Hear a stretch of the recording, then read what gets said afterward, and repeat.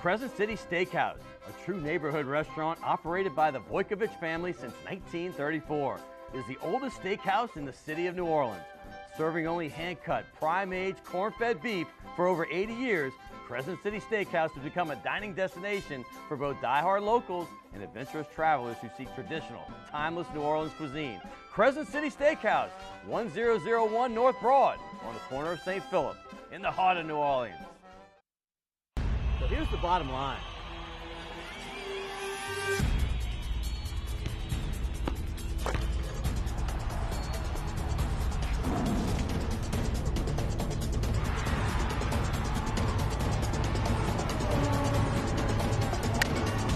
Well, it's funny that you say that.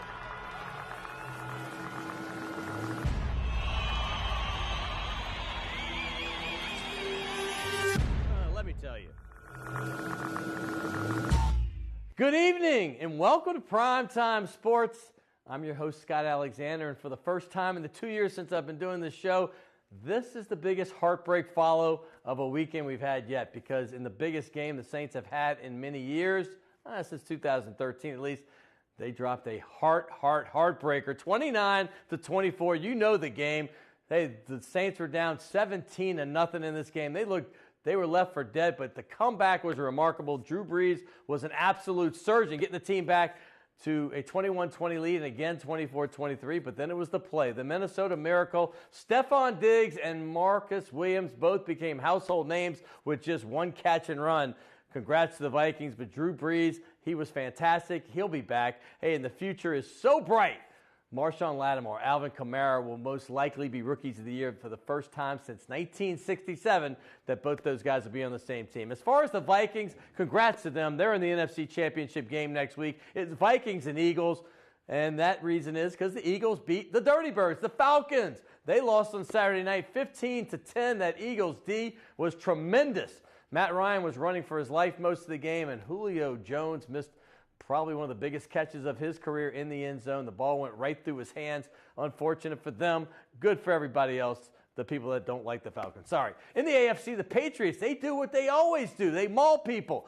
35-10 over the Titans. Tom Brady was remarkable. He's back to his old self. You knew it was coming. The wild card game in Pittsburgh, his former LSU star, Leonard Fournette, he ran for 3 touchdowns against Jacksonville, and they beat the Steelers 45-42. That is a rookie record. 3 touchdowns in the game. Congratulations, Leonard. And why did you onside kick, Mike Tomlin? Next week, it's defense versus offense. The AFC Championship game, it's going to be Jacksonville at New England. Should be a good one. In college basketball, South Louisiana teams are still rolling. They're unbelievable. Let's start in Lafayette. Head coach Bob Marlin and the UL Raging Cajuns, they're doing some phenomenal things over there. They're undefeated in the Sun Belt Conference, the only team to do so. UNO and Nichols, they're both on top still in the Southland Conference. They're 5-1 with my guest last week. Obviously, you know Coach that was on last night, Jay Ladner. The Southeastern is 4-1. They're right there behind. LSU Tigers, well, they followed that incredible buzzer-beater win over 11th-ranked A&M with an equally remarkable 21-point road win over Arkansas, and always tough Bud Walton Arena.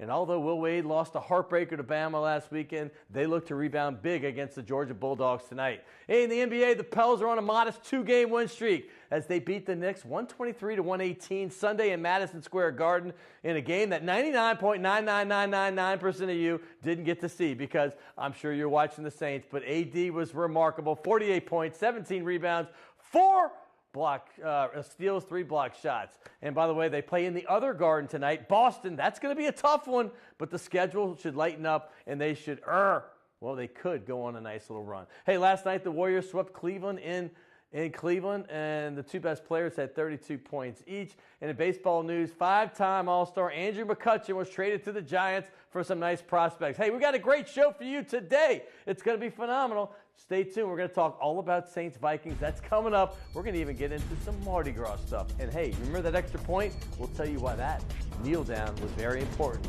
for some people out there. Some people out there. Coming up next on Primetime Sports. Oh, yeah. Fire stuff. This for New Orleans. Who that nation? Who that? Who that? We that, we that. Who that? Who that? We that, we that. Who that? Who that? We that, we that. Saints go action. Game on the line, you can bet we take 'em. Go black and gold, black and gold. Don't stop, boy, we tryna win the Super Bowl. We rock and roll, touchdown, go Saints, we gonna do it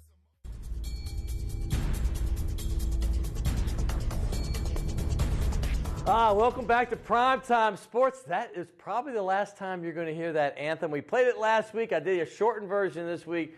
5-star hero. I got to throw the Saints anthem. Hey, you may be down on the team, but you got to love the future. Because I know it was a disappointing loss last Sunday, or 2 days ago, I should say. But the Saints' future looks bright with all the young stars. Alvin Kamara, as well as Marshawn Lattimore, are probably going to be the rookies of the year. That's only happened on the same team one time. The first time they ever gave the award out, 1967. That's right, the Lions did it. Lem Barney and Mel Farr.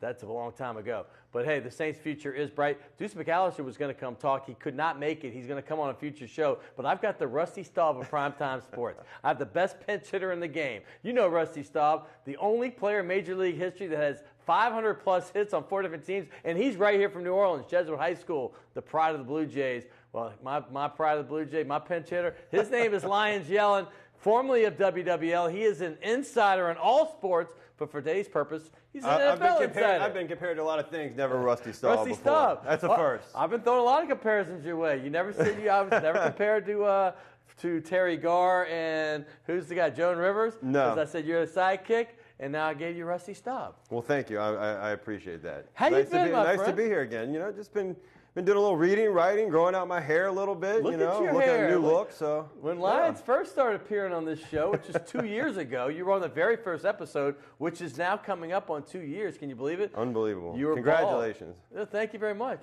You didn't have much hair back then, but look, I didn't know you could grow it. But this guy, he's looking like Pat Riley right now. All right, well, let's get into this game. Your first thoughts coming off of the Saints-Vikings, it's one of the most remarkable playoff games in history. I have a lot of friends, ironically, that are huge Viking fans, lifelong Viking fans, that are just in ecstasy the last 48 hours. And I feel good for them, but I feel terrible for the Who Dat Nation. Of course. I mean, you could feel the whole city got depressed instantly. I mean, around my neighborhood, screams turned into just deafening silence. It was pretty amazing to witness the progression of the game, watching it on TV. I mean, and the first thought I had was, you know, now I know all Saints fans out there know what it's like to be a Georgia fan after what we witnessed in the national championship against Alabama last week.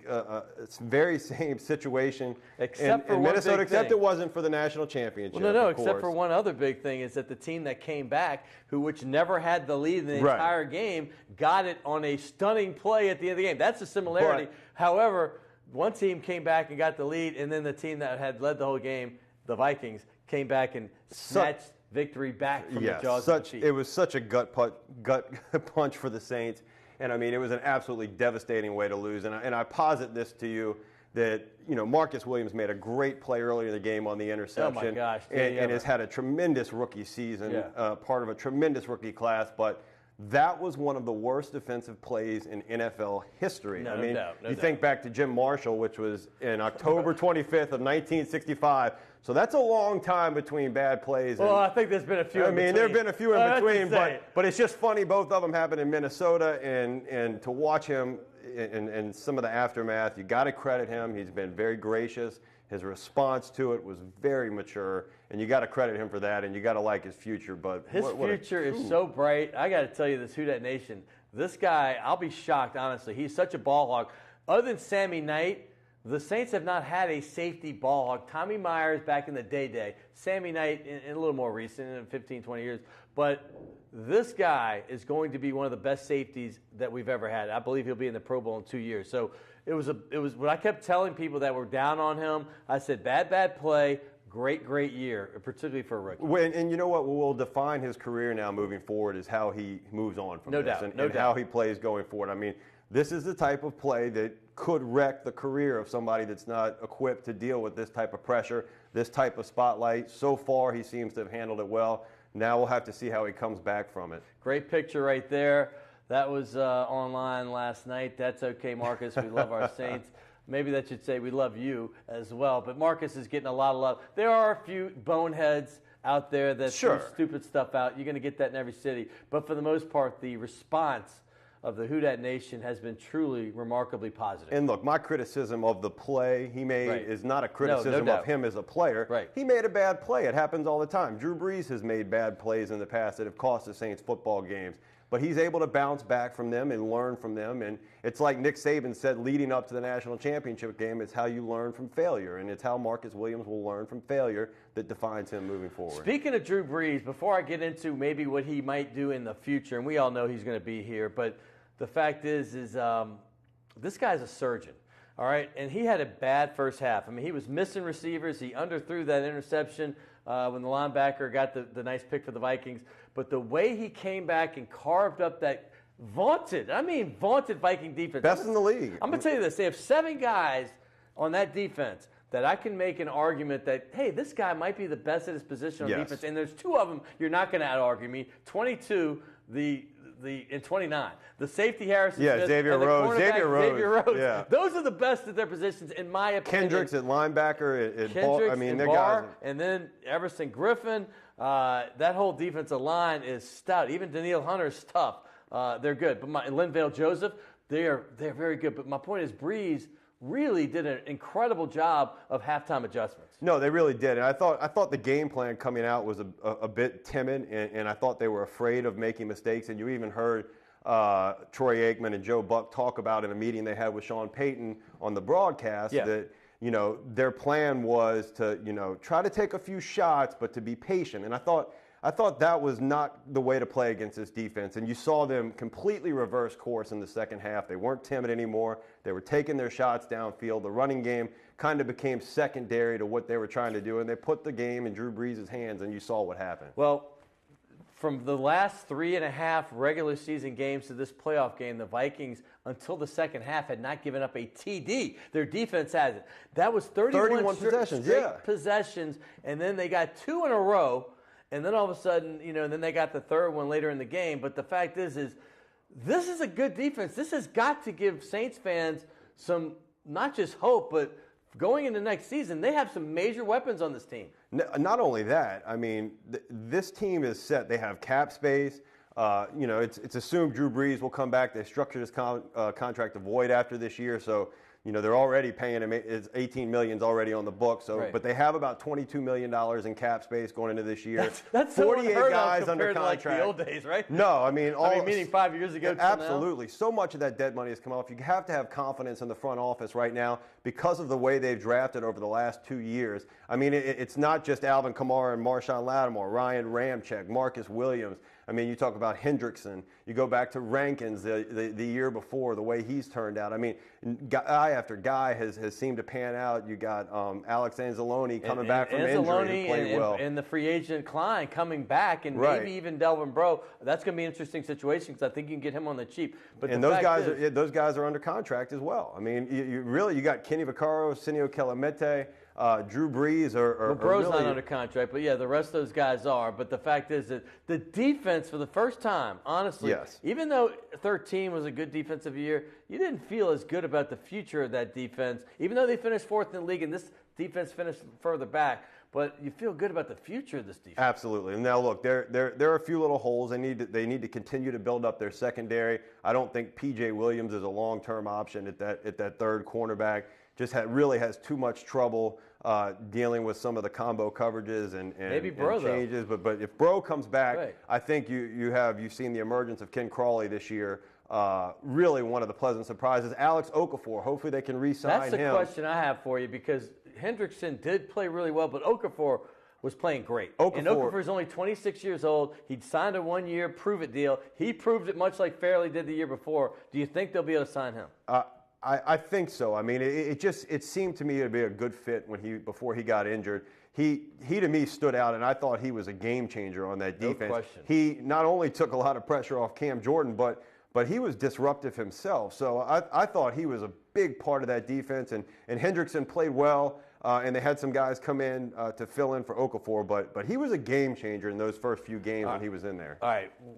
the Saints have 6 Pro Bowlers, Lattimore and Jordan on defense. And Jordan, thank goodness, the rest of the NFL is recognizing his greatness. Against the run, against the pass, I don't think there's any better in the league at defensive end. But I want to get to the offense because we all know about Thomas, we know about Breeze, of course, and the running back tandem was one of the greatest of all time. Let me say this, and this is something that a lot of people aren't aware of. Mark Ingram can opt out of his contract this year because he made the Pro Bowl. He had a clause in his contract. He's 3 years in. I thought he had to make the 2 years in a row. All-Pro team. No, it was a Pro Bowl. He can opt out of his contract. So he can do it. He can opt out of his contract after this year. I think he'll get a little pay raise. I'm told he wants to stay here. Obviously, they have got a good thing going. But let me say what I was going to go into is the unsung heroes of this team of the offensive line, because they were never a cohesive unit in the sense that they never had their entire unit. Streif went down early. Armstead started much later. He was out for the season. Unger had no preseason. And then you had the injuries to Warford during the season. Of course, Pete, who was the steadiest of all, didn't get to play in this playoff. And then the unsungest of unsung heroes is Clemente, who you plugged in at every position when the other guys were out. Those 6 guys need to get awards from somebody. Absolutely. I mean, you have to marvel at the way they were able to move guys around and that their offensive line was prepared for anybody that went down. I mean, they shifted, they moved. Warford went out, Clemente went in at left guard, right guard. You had Streif go down at right tackle. Ramczyk came in as a rookie and played every snap. I mean, the guy was absolutely amazing for a rookie and got better throughout the season. Pete has really gotten better. The fact that Armstead and Unger were both back absolutely amazed me. I really, truly believe from everything that I had heard and the doctors that I had spoken to that Armstead was done for the year, and the fact that he was able to play as much as he did was and he was a warrior. He was a warrior. He kept coming back from other injuries as well. The tight end position since Jimmy Graham's been gone has been a bit of a conundrum. They paid a lot of money to get Kobe Fleener in here. It hasn't really worked out. Josh Hill has been a primary blocker, kind of a wingback kind of guy at times. He came on a little bit towards the end. He got the touchdown in the playoff last week. I thought he played well against Minnesota. But what do you think the future of this position is? And I want you to segue from that also to what would you do with that 27th pick of the first round? I mean, I think the future of that position is look, Drew Brees is going to make whomever that tight end is better. And we saw that with Jimmy Graham and his lack of success. Ben Watson. Ben Watson's had some success up in Baltimore, but Drew Brees makes everybody better. No. And so I don't think it's a position the Saints, I think it's a position they need to address, but it's not one of particular need for them. I think that they're okay there. And, I mean, obviously you have the second best offense in the NFL. You're not hurting for much, but you want to see the continued progression of Josh Hill and maybe draft somebody as well. Willie Snead had basically 9 catches. He had the DUI in the summer that nobody knew about till late, and he was in the doghouse. He caught, perhaps, if they had won the game, the biggest catch of the season. I would have thought, even as big as the touchdown catch that Kamara had. But the fact is that 4th and 10 on the sideline, he had to catch it. What is his future? Because Brandon Coleman and him have been kind of on and off as the third receiver the last couple of years. Again, kind of took the second role from Cooks.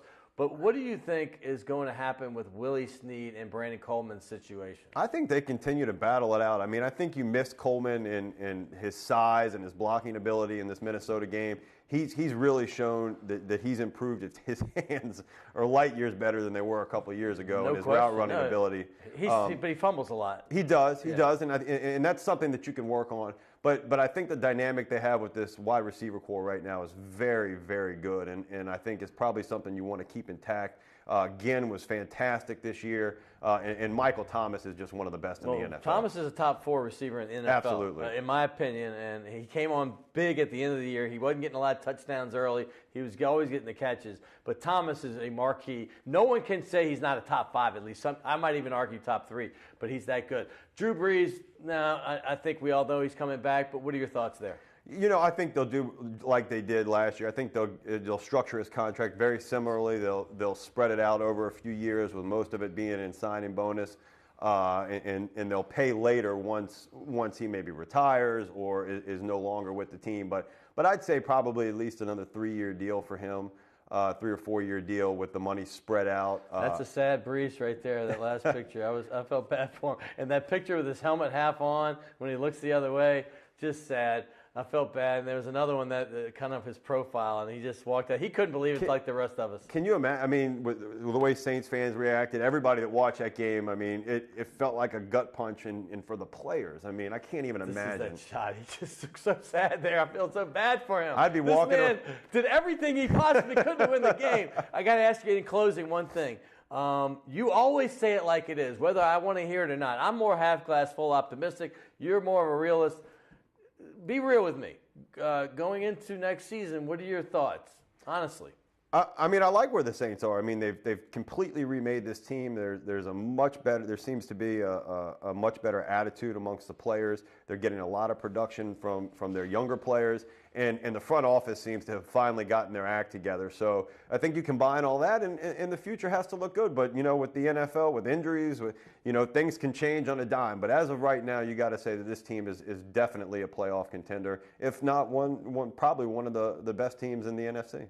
And I got to give you some props. I know this won't be popular with my LSU friends, and all that, but Lyons is an Alabama Crimson Tide alum, and I give props where props are due. Congratulations for your team winning a 5th national title in the last 19 years.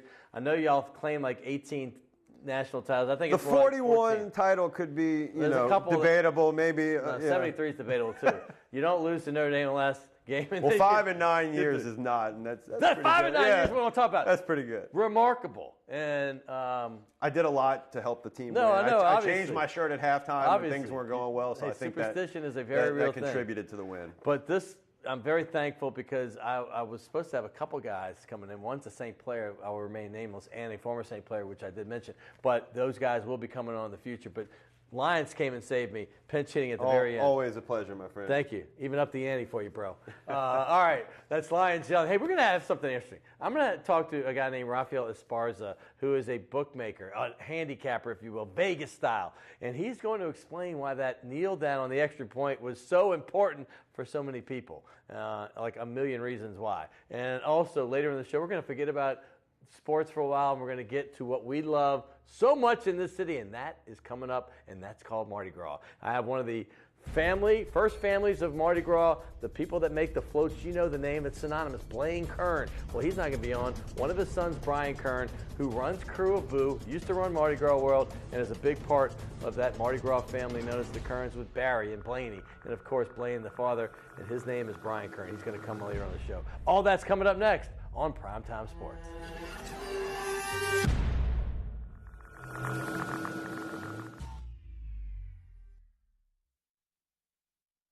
The owners of the Delachaise Wine Bar on St. Charles Avenue have opened up their newest creation uptown on Maple Street called Chez Delachaise, a new local wine bistro featuring a larger menu of small and large plates, a brighter atmosphere, and full table service. Additionally, patrons can enjoy a large patio out front as well as an extensive wine list offering selections from around the world. It's Chez Delachaise, 7708 Maple Street between Carrollton and Broadway. Rock and roll will never die. It's old New Orleans, my oh my. Come on, baby, let's go rock and roll at the city lane. All night, let's roll, let's rock and roll. Baby, do the rock and roll. At Mid-City Lane's the home of rock and roll.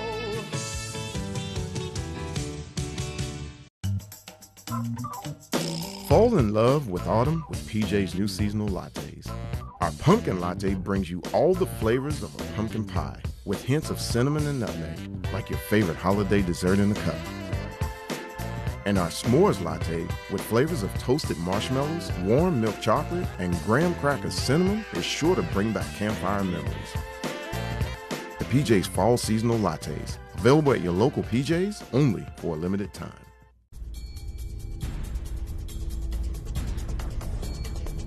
Welcome back to Primetime Sports. I got to thank Lyons Yellin once again for pinch hitting. I do appreciate that. We'll catch up with Deuce soon, but he couldn't make the show today. Hey, I'm going to segue that into my next guest because we're going to talk Mardi Gras now because, in New Orleans, once the Saints are out, at least we have Mardi Gras to focus on. They can't say that in Tennessee. They can't say that in Atlanta. And they certainly can't say that in Pittsburgh. We have that. We're going to get into that next. But I have an interesting segment right here. My guest, his name is Rafael Esparza, and he is a handicapper. That's right. He's a bookmaker. He's Vegas. And you know how that's become popular. It's always been popular with a ton of people. Now it's kind of mainstream. They even do a big segment on SportsCenter with Scott Van Pelt called Bad Beats, and it's become one of the most popular things on TV for people who love sports and particularly wagering. But here's the thing. At the end of the game, you might remember that there was an extra point that they had to kick because that is an NFL rule. Even though the Saints had been in the locker room for 10 minutes or more, they had to kick the extra point. So they brought everybody back out. You had Thomas Morrison on the defensive line, and Minnesota kneeled down. They did the classy thing to do out of respect for Peyton. Hey, why add points to this thing? 29-24, but here's the thing. A lot of people in Vegas, about $1 million changed hands. If they had kicked the extra point, it would have been a 6-point game. Instead, it remained at 5, and guess what? The closing line in Vegas was 5.5. You guessed it. So I brought in a guy that's well-known in town. He's on the Sports Hangover quite a bit with Gus Kattengill, and his name's Rafael Esparza, and we're going to talk about it because I think this is fascinating. Welcome to the show for the first time. How you doing? Pretty good. Thanks for having me. A great time to have me on here, I guess, since everyone knows about what happened on Sunday. So it should be a great segment where we're going to discuss what I do for a living. Yeah, well, first let's start there. I mean, how do you get in this? Because I know you worked you're in Vegas half the time. You're in New Orleans. But how did you get into this gig? Because there's a lot of guys out there that think they can probably do what you do, but we know they probably can't. But the fact is, how did you get into it? Because you're one of the guys that used to set lines, correct? Yes, 97, 98, I was in Vegas and got a job at Caesar's Palace in a sports book, and I was actually hired to be a ticket writer. But my first day, someone got fired, and they asked me if I wanted to be the computer admin guy putting in all the numbers. And after that, I just started moving up, and then my whole management team went over to MGM in 2000, and they took me aboard, and that was history. I was at MGM Mirage Properties for almost 15 Super Bowls. I used to go to Vegas, which I love the iconic sign of Vegas. It's just something I grew up with going, and I ended up going for a while, like 2 or 3 times a year. And then I got burned out on Vegas, and now it's probably been about 8 years since I've been out there. But what's the draw for you? For me, it's my job. I mean, it's just so well known just to go into sports books. But also, it's just great to people watch, and it's great to meet contacts because everyone goes to Vegas. I bet they're Super Bowl winners or March Madness. I tell people, if you don't go to Vegas for a March Madness before you pass, that's on your bucket list because March Madness in Las Vegas is just crazy. All right, let's talk about this game. The Vikings obviously jumped out to the 17-0 lead. I'm not going to get too much into it because we just talked about with Lyons Yellin. What was Vegas thinking at this point? Like, I would imagine a 5.5-point line. The line opened at 3.5. Saints were underdogs, and then it went to 5.5 through the week. It kind of went to 4.5 first, and then 5.5. Was Vegas pretty excited at this point, or were they on the other side of this? I mean, the whole game, if I was still working, I'd probably been using Tums as Tic Tacs because you're up big, so now you're looking at the computer screen. I'm like, okay, now you're going to win big. Then the Saints take the lead. Now you're going to lose big. Right. And then all of a sudden that kick happens, and now you're like, okay, if they kick the point, now you're going to win. But wait a minute, now they're going to kneel down, so now you're going to lose. So it was probably 4 ways to lose 6 figures. All right, well, let's look at this because they lined up. They finally got him on the field, okay? They brought him back. He'd already done post-game interviews with Stephon Diggs and Case Keenum and all the heroes. But here they are. You see the guy in the middle there? That's the punter, number 6. Well, that's the arrow, not to him, but the punter, we have another arrow that goes to Thomas Morrison, who, by the way, hurt his ribs on the very first, yes, I think the kickoff or whatever, the first punt, I guess, of the game, and he made a tackle, and he was hurting the whole game. But he comes out, and instead of kicking the extra point, you don't see a kicker in that shot. They just hike the ball and kneel, and I want to know your reaction at that point because I saw a lot of the video from Vegas where the people in the sports books were going nuts, which obviously means they had the Saints. But what was going through your head? I was actually on the phone with my buddy, Alan Harris, who also used to work with me at Aria and at MGM.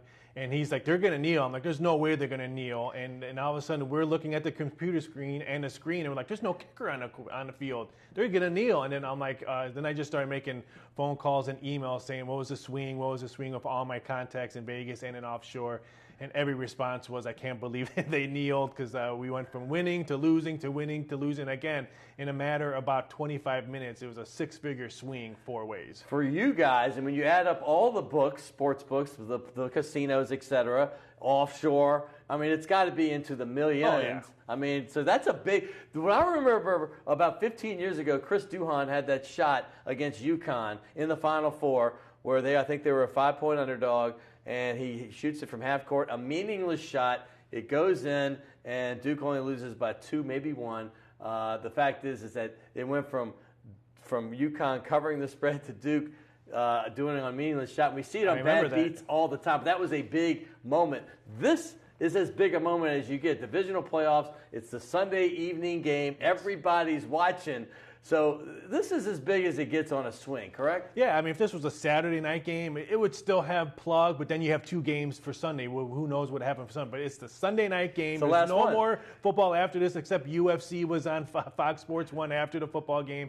That's why it's so iconic. And it was football. I mean, we see this in college basketball and NBA all the time. But if this thing would have happened in the Super Bowl, we would be talking about it until kickoff of Week 1. Well, the funny part you say that, just for the non-bettors out there, Sunday night is you pay on Monday, and during the football season, it's Monday Night Football, and you pay on Tuesday. So there's no what they call catch-up. My dad always said catch-up's only good on hot dogs. You don't try to catch up when you're betting, but everybody does. And the fact is this is the last game of the week for the most part. Yeah, and then I taled to a lot of people to say that they had more.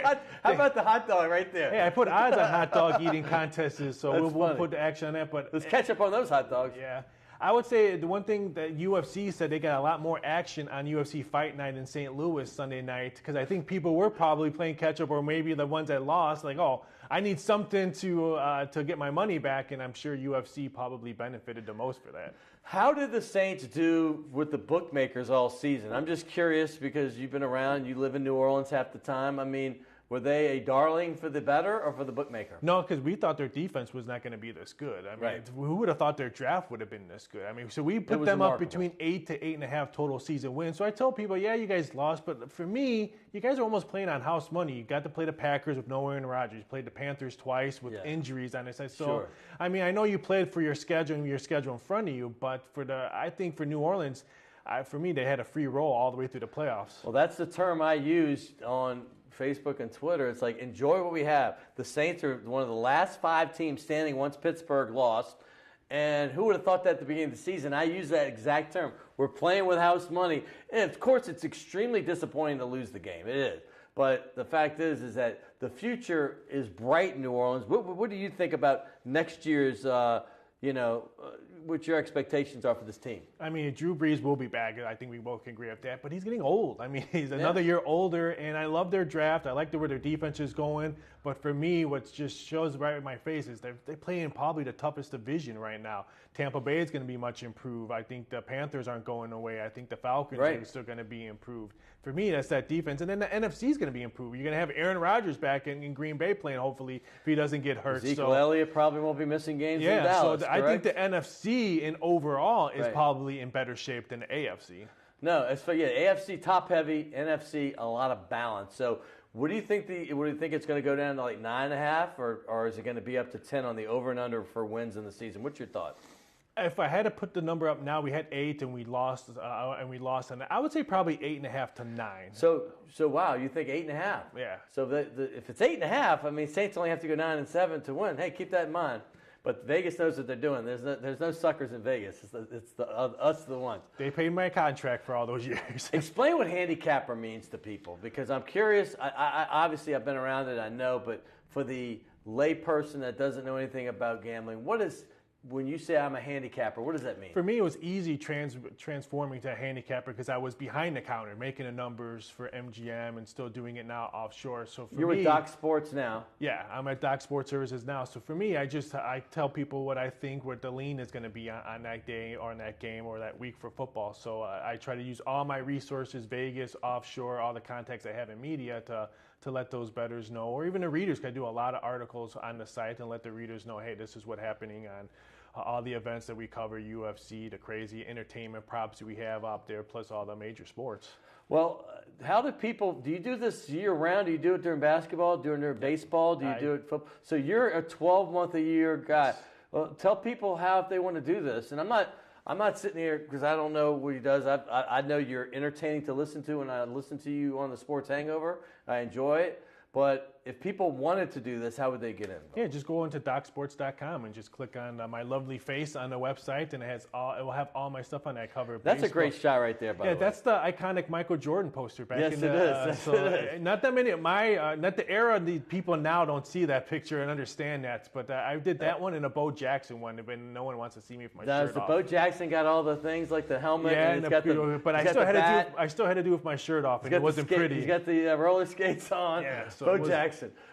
Speaking of, you were growing up during Bo Jackson's era. Who were your favorite athletes back in that day? I'm born and raised in Chicago, so it was 23. It was both sports. It was Michael Jordan and Ryan Sandberg. So Sandberg. I was a 23 guy. So what about a little 32 for sweetness? Walter Payton. You know what? I was never back in the day. I was never a Bears fan. I grew up in the 70s, so my favorite player was Franco Harris. Yeah, he was. Hey, the Immaculate Reception was being compared to this catch by Stephon Diggs. By the way, Bulls 96, 97, 98. I was at every single playoff game for those 3 years. I was there too. The second three-peat, I was with Craig Sager. So that's the greatest thing I've ever done in my career. Period. Craig Sager? Just being for those years, and it was so much fun. It was electric being on the court for the tip-off or the introductions. The lights would go out. Chills. 6'6" guard from North Carolina. Amazing times. So I'm jealous that you got to see all of that, regular season and everything, because that to me was as big a rock show experience I've ever seen in sports. I couldn't agree more. I think the only thing that I would tell people that I got to experience was an Oscar De La Hoya coming out in a fight in Vegas when he fought Julio Chavez in Caesar's Palace. I thought that was probably the closest. But Michael Jordan coming out any playoff game. I think the one when he played with the Lakers, I think their first home game when they went with Magic Johnson, I think when the lights went off in 91. I wasn't around for those, but I heard those were fantastic. I thought the roof was going to fall in. But that 96 year was special. The 72-10 season, you had Rodman who added to the attraction. It was something else. And Rafael Esparza, he's with Doc Sports Service, and check him out. I want to thank him because I wanted to get this on. This is very interesting to me, and I wanted to see what it was all about and how they figured out this extra point thing. Yeah. So if you had the Saints, you're collecting today. I can guarantee you we'll have a Super Bowl prop on something that's going to be involved with a kicker because of that game. So I'm sure we'll have 2 or 3 props. Yeah, check them out for the Super Bowl. I mean, that's the one time pretty much everybody bets, correct? Yeah, we do prop bets for everything, between the Puppy Bowl to what song's going to be Justin Timberlake's going to be sung, which we're hoping Janet Jackson, will she show up 5-1? Will NSYNC show up at halftime 3-1? So, well, the coin toss is your quickest money. You can either lose right away or you win right away. Everybody takes the coin toss. Just go. Tails never fails. Tails never fails. All right, here you go. Gift certificate for you. Check out. It's in your neighborhood. It's Chez de la Chez right there on Maple Street between Broadway and Carrollton. Nice, all right, thank you. Rafael Esparza, thank you very much. Hey, I want to thank Lyons Yellin, who was just on the show. But coming up, we're forgetting about the Saints for a while because we're going to have something near and dear to our hearts. It's Mardi Gras, and that's right. I have part of the Kern family. You know, there's Blaine Kern. He's Mr. Mardi Gras. And, of course, there's Barry Kern. Here's little brother Brian Kern, who runs Crew of Boo. And he also, he's been a big part of Mardi Gras and a big part of that whole Kern Mardi Gras family. He's coming up next right here on Primetime Sports.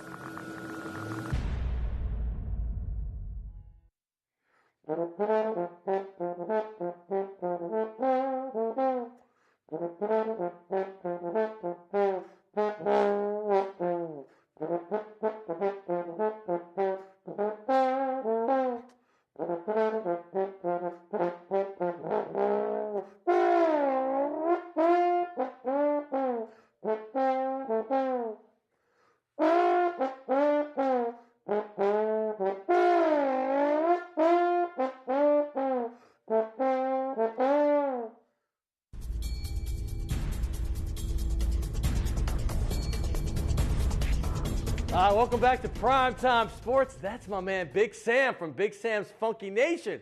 He's getting funky for Mardi Gras, and I cannot wait. Before we get to my Mardi Gras guest, I want to thank Rafael Esparza. That was an interesting take right there on the Saints and the extra point and what goes on in the lines at the end of the game. And also, of course, Lyons Yellin for covering the Saints. He coming out of the bullpen to do that for me today. I do appreciate it. But my next guest, when you think of Mardi Gras, you think of one name. It's Kern's. That's right. Blaine Kern is the father, Barry Kern the brother, and my guest today is Brian Kern. He ran Mardi Gras World for over 15 years. He is the guy running Crew of Boo right now, and he's an integral part of that Kern family that, well, the family of Mardi Gras is what we like to call him. I've known Brian for a while, and here he is as a guest, first-time guest. It's Mardi Gras time, baby. We are getting ready. Hey, the Saints are done. Yeah, exactly. And we're going to talk a lot about them in the offseason, but for the next few weeks, we're going to focus on Mardi Gras. Yeah, I'm excited. Yeah, it's early this year, which means it's going to be real cold. But you know, Mardi Gras, it's the one day of the year that everybody in New Orleans is happy, having a great time. You forget your worries and just go out and costume up and just have an excellent time. Most of us grow up, if you grew up in New Orleans, anywhere in New Orleans, doesn't matter what part of the city you're in, you are immersed in Mardi Gras. But no one in this city can probably say they're more immersed than you and your brother, your sister, because you're part of the Kern family. What was that like growing up? Well, as a kid, you know, it was natural. It's what my dad did. We built floats, but every weekend we'd go down to the warehouses. We'd add add water to the paints, make sure they wouldn't dry out. But we just grew up running in these warehouses. I'd invite friends from the neighborhood. We'd get my dad's station wagon. We'd go down to the warehouse. We'd play hide and go seek. You know, hiding in the Bacchus floats and den number 1 over on the West Bank. Run around. It was a blast. And I probably should have led with that because I'm just assuming everybody that listens. Yeah. We have a lot of transplants here that watch the show. They tell me because they get the sports from all over the country on the show. Yeah. But Blaine Kern, your father, is the king of Mardi Gras. Well, his title is actually Mr. Mardi Gras. Mr. Mardi Gras. And that was given to him by the Crew of Rex, which is the oldest parading organization. Right. They've been parading since 1872. The traditions, the purple, green, and gold, those colors were defined by the Crew of Rex. They've been parading. They are the premier parade. They roll every year on Carnival Day. And they gave my dad his first big major parade contract in 1951. Yeah, and there's some shots of the King of Rex. Those are some older shots from the 70s and 60s we have. Right. But we saw a shot previously of a ball, because New Orleans is part of the tradition, or the balls, as you know. Right. Everybody gets all dressed up, whether it be costumed or tails or whatever it may be, and that's just part of what we grow up with. But your dad actually courted your mom in one of those pictures, which I love. Yeah, that's a photo from 1959. Before they were actually fully dating, correct? Yeah. My mother was from Algiers, and she was the queen of the Crew of Allah in 1959. My dad was the captain, and that's at the Municipal Auditorium. And my mom, he met her in 1959. They got married a few years later. That's, nice. That's a great shot. Okay, notice the champagne glass on the far end on the crown. Yeah. It's like that is where they set it. I put this up. A, it's a great shot of your parents, but B, that reminds me of New Orleans in the early 70s. Anything goes. Yeah. Just classic. Yeah. Your dad was also an integral part of Bacchus. I mean, everybody knows the Brennans were a big part of that, but your dad was right there with them. Yeah, my father met with Dick Brennan and Owen Brennan back in the day, Peter Moss. Whole group of them got together and came up with the idea to have Bacchus. It was actually Owen's father had done a ball in Alabama, and it was the Merry Knights of Sherwood Forest, and he got the idea to do Bacchus from that. They were thinking about calling it that, and thank God they called it the Bacchus. It's a much better sounding name. Oh, it's a great That's the Bacchus title float right there. Yeah, I mean, it's like the iconic, when you see Bacchus, you think of grapes, you think of wine, you think of revelry, and you think of that face of that Bacchus guy that, I mean, these floats, and we're going to get into some of these because that's another great shot of Bacchus with the band in front, the Mardi Gras tree. I love it. Napoleon Avenue. I mean, how classic is all this stuff? But when I think of Mardi Gras, I also think of the great floats that your dad created, and you guys were a part of creating them as well with ideas, and I'm sure you did a lot of the handiwork to help them out. But getting into some of that, we're going to show stuff at Mardi Gras World, which is a thing you helped run for 15 years, and now you've moved on to Crew of Boo. But the intricacy of some of these floats is just amazing when you think about how many you have to do. Yeah, they're over in our warehouses throughout the city of New Orleans. There are over 700 floats stored, and over 500 of them get redecorated each year. Nice. Endymion is the largest parade in Mardi Gras. They have over 70 units, individual units in their parade. That is the super of the super crew? Yep, and now you have a crew that came out of basically a few years ago, started up. The crew of Knicks, they have over 3,000 members. They're the second largest in Carnival now. But Zulu, Orpheus, Jimi Hendrix. Yeah, Jimi Hendrix. These are fiberglass. The Kongs, this year they're introducing a new float in Bacchus that's going to have all 3 Kongs on it, King Kong, Queen Kong, and Baby Kong. It's a new float. It's their 50th anniversary. It was founded in 1968. That's the Leviathan for the crew of Orpheus. That was the first float to actually have fiber optics put into it. It's 3 sections long. And they're celebrating their 25th year, I believe, this year. I think they started in 1983. So, 93. That's what I meant, 93. That's 94 25. was the first year. But this would have been their 25th year running because you count 94 and 2008. So that's pretty amazing as well. And it was actually Harry Connick Jr. was king of Bacchus in 1993. Right. Liked it so much. He was 25 years old at the time. It was the 25th anniversary of Bacchus. And the next year, he went to my father, approached my dad about starting Orpheus, and that's how Orpheus got its start. Well, I saw Bob Hope earlier. We're going to go to him because you've had some great kings of Bacchus. I mean, some of the legends, but to me, Bob Hope is probably the greatest of all. I mean, to me, that's actually my father and me with Bob Hope in 1973. I was one of the pages, along with Clark Brennan. This was 1973. That's me in the bottom right there. Looking up at That's Bob a pretty Hope. cool picture right there. As a kid, I still remember that. I remember going. We went into the Rivergate. You were 7 years old. Yeah, I went into the Rivergate that year with the floats.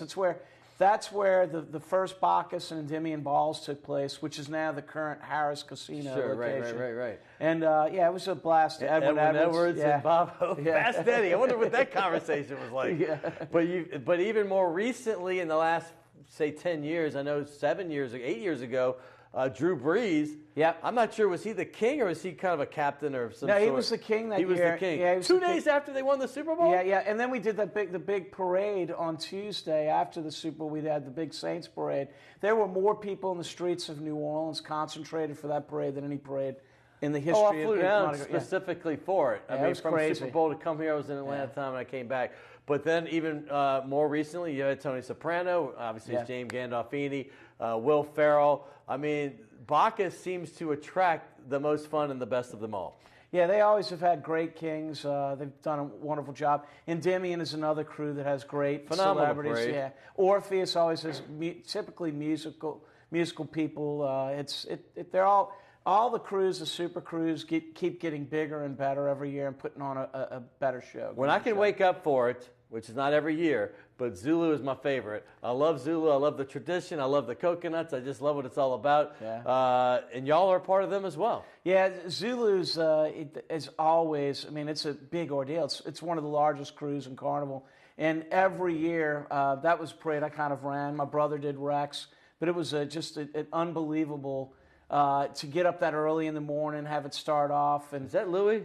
That's Mr. Big Shot. It's one of the Mr. characters. Big Shot. Yeah, yes. They have 5 or 6 different characters in the crew of Zulu, and it's an honor to be chosen as one of the characters. And they spend a lot of money. If you're like Mr. Big Shot, you have to put on parties all year long. It's a big deal. It's a huge deal. And by the way, the 2 iconic ones. One's more recent to me. In Rex, which runs right after Zulu, the Butterfly King, who I love, Butterfly King, and then the Court Jester, which is 2 bandwagon float, yeah. The Butterfly King was made a few years back. I love Mardi Gras World in the background. Yeah, that's on. Yeah, it's really good. So the Butterfly King was made a few years ago. Yeah. It's a beautiful prop. The wings move, head turns from side to side. That's actually. There's a story behind that. So Jonathan Berticelli created the Butterfly King. His father, Raoul, was from Viareggio, Italy, where my father in the 50s was sent by Darwin Finner, who was the captain of Rex. In Viareggio, they have a large carnival tradition, and they built props. And we bought. Is that where he learned how to do it all? Well, my dad. No, here in New Orleans, we have a long carnival tradition. My grandfather was a sign painter. My dad grew up with them, working on the props and figures. But Viareggio, Valencia, Spain, have these large carnival traditions. And my dad went over there in the 50s and saw these carnivals and brought back the different ideas for props, floats, and all that to New Orleans. And Raul came to New Orleans and started working on the parades. What's the origin of the jester? I mean, because that's been around, it seems, for a long time. Well, the jester's just part of the fun of carnival. It's an iconic image that's now become associated with just having revelry and having a great time. Well, I mean, the intricacy of this one float. That's the bandwagon. That's the jester's bandwagon and the crew of Rex, and it's just an iconic float. That prop is actually an Italian-made prop. The same person who made the Butterfly King, that's his nephew who made it. I got to get into your baby Yes. because Halloween is now becoming synonymous with not just the festival they have out there at City Park, but the crew of Boo. Yes. Tell me about this baby. Well, we parade the weekend before Voodoo every year. So this coming year, we're going to be on Saturday, October 20th. And it gets bigger every year. Over 100,000 people come down there. But we have a lot of local partners riding the parade. Is it the same Mardi Gras route? Well, actually, we're the only parade that actually is able to roll through the outer edge of the French Quarter. We start down in the Mardi on Elysian Fields, go in front of the French Market, down in front of the St. Louis Cathedral, down to Canal Street, up Canal all the way to Burgundy, make a U-turn, come back down, go through the Warehouse District. We pass Lucy's, and we end up at Generations Hall for after party. This past year, we had a flock of seagulls headline our party. Everybody comes costumed. We had about 1,500 people in attendance. But the nice thing is we've partnered with local businesses like PJ's Coffee, Aunt Sally's Pralines, Haunted History Tours, Pat O'Brien's, but we throw locally made commodities. We do throw beads, a lot of beads, but the majority of the stuff is locally made stuff. Miniature pralines from Aunt Sally's, PJ's Coffee. We packets. love PJ's around here, though, just so you know. Elmer's Chiwis, we throw a lot of those. But it's a fun parade. Everybody in my crew, rather than having just a generic float rider costume, they come costumed in their own, whatever they want. I hire makeup artists to do their makeup, and it's a great parade. It's super fun. October 20th this year. Yes. You got to make that one. Yes. I mean, hey, I'm going to the quarter and watching that because that's rare when you get one that goes. I know the Super Bowl parade this year, or the Sugar Bowl parade. Sugar Bowl parade goes through there, yes. Went in front, but yeah, that's a rare thing. So I'm going to check that out, and you should too. Hey, I can't leave all the ladies out. You mentioned Nick's, which has a ton of ladies in that, second biggest parade float members now. My aunt was a big member of Iris for many years, but the one now, Muses. Muses, yeah. The shoes are just unbelievable. Your shoe float, your rubber ducky float, that thing's remarkable. Yeah. So Muses came along and kind of it transformed Carnival. I mean, at its time, the largest women's organization, and that helped spur Nick's and all these other crews. But Muses they came up with the shoes. Zulu has its coconut, Muses has its shoes, and Nick's does purses. And this year we're going to be doing skulls for the crew of Boo, decorating skulls. That's very cool. So for a Boo, nice. Yeah. That's going to be your thing. Yeah, the skull. So where do you get the skull? You have to get. Well, we're getting them made, and then I'm going to have my members. Every member is going to have to decorate at least a dozen of them, and we'll throw those to the people on the streets this coming year. I want to get real quick back to the traditions of the balls and stuff. I think that's just such a great thing. I mean, not everybody gets to enjoy it, but if you've been to one, you'll never forget it. But and by the way, if you do need to get some tails or tucks, you got to check out my boy over there at New Orleans Tuxedo, Gray Boudreaux on West Napoleon. He'll hook you up for that. But by the way, he might have gone to New Orleans Tuxedo. I don't know. My father and mother, that's an old photo from back that's in the early 60s. And at one of the balls. That's my brother on the left, Barry, and me on the right. And Barry's a big part of IBC. Barry runs everything now. He does the float building part of the company. He runs Mardi Gras World now. Right. But that was 1969 at the Ala Ball at the Municipal Auditorium. I mean, some great stuff. I mean, what's your best memory of Mardi Gras, period? Well, I mean, it's hard to beat that Bob Hope moment. Yeah, I was a kid. That was a big time. But just as a kid, I remember... Bacchus was always a memorable experience. We'd gone into the river gate. The floats, they had a large ramp that the floats would have to go up. All our tractor drivers had already gone into the convention center, would be out there. We'd have to push the floats up the ramp. And as a little kid running into the into the convention center. I love your title, by the way, Chief Spookster. But go ahead. I just want people to see that. So running into the river gate at the time as a kid with Clark Brennan, my brother, the floors were slick concrete. We'd slide along and grab beads, throw them into bags, and it was fun running around. We're the only kids in the river gate. So you were hanging with the restaurateurs, Dickie Brennan, and then Owen Brennan, and Clark Brennan. Yeah. A lot of good food running around that place. Oh yeah, and still is. Yeah, definitely. Hey, by the way, you're a Tulane grad, yes. so you're going to be the first non-athlete. Not saying you're not an athlete, but at least one that played for Tulane or coached there. That's going to be on this helmet. You deserve it. Nice gift certificate. Thank you. Check out nice. Shays de la Shays. Yeah, awesome. Yeah. You like that place? Oh, God, yeah. Evans, a buddy. I like it, yeah. Evan De La gets a Shays plug. and Shea de la Shays are some of my favorite places. Oh, wow. Then that's right in your wheelhouse. Yeah. This will get you used. All right. So here, give me a signature. This is our tradition. Like I said, Tulane, we have 3 LSU balls, 3 Saints balls, and that one big Tulane helmet. That is Brian Kern. Brian Kern. Brian Kern. You mentioned your brother. I know Brian. I don't know Barry. But I want to thank him for coming on the show. I want to thank Rafael Esparza and, of course, Lyons, Yellin. Hey, Deuce McAllister had to bail at the last second. We'll get Deuce back. Next week, it's going to be star-studded. Tulane. Speaking of Tulane, if you like Terrence Jones, one of the legendary quarterbacks for the Green Wave, he's going to be on with a bunch of other folks. It's going to be a great show. Got to thank so many people at CST and WLAE. We love you, baby. And also, Will Hill. He does an unbelievable job as my producer. I couldn't do this without him. And my man Peter Drennan, Redhead Tsunami, Alex, and man Kenny Juno. He is the best in the business. I want to thank all of them. We'll see you next week right here on Primetime Sports.